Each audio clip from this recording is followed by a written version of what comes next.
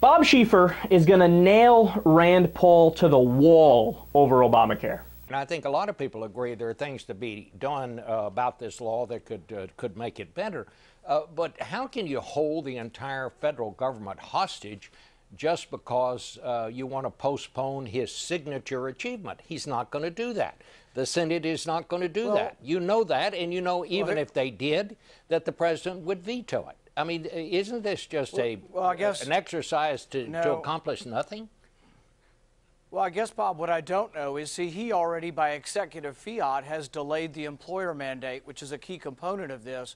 We think that is going outside the Constitution and that the president's not allowed to write legislation. So all we're asking is, if he thinks it's so messed up that he's going to delay a big part of Obamacare on his own, and it looks like maybe he's going to do some special favors for the unions, why don't we actually bring it to Congress and try to figure out how to meet somewhere in the middle? But see, he's saying 100% of Obamacare or the highway. The president's the one saying, I will shut down government if you don't give me everything I want on Obamacare. That, to me, is the president being intransigent and being unwilling to compromise. But the law has already been passed, Senator. See, that last part that Schieffer threw in there, that's the most important part of the discussion. And honestly, it ends the discussion, right? Because Rand Paul's like, oh, you know, Obama, he's being so unreasonable on this. He's saying 100% of what I want or nothing. Why is this guy so unreasonable? He's refusing to compromise.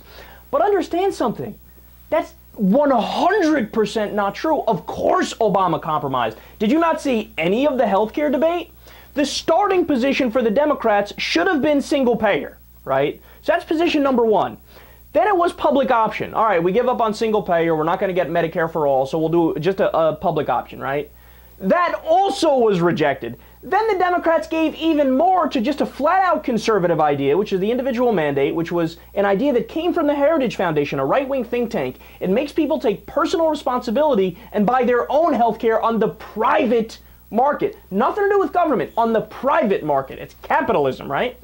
So the Democrats start with single payer, go to public option, go all the way to an individual mandate. They negotiate away their position fully. They didn't even fight for single payer, which they should have done, right? So they go all the way over to the Republican side. They get the bill passed. Now, granted, it was 60 votes and it was all Democratic because the Republicans wouldn't vote for any health care reform at all because it's President Obama, and their strategy was vote against it no matter what it says, even if it's our own ideas, right?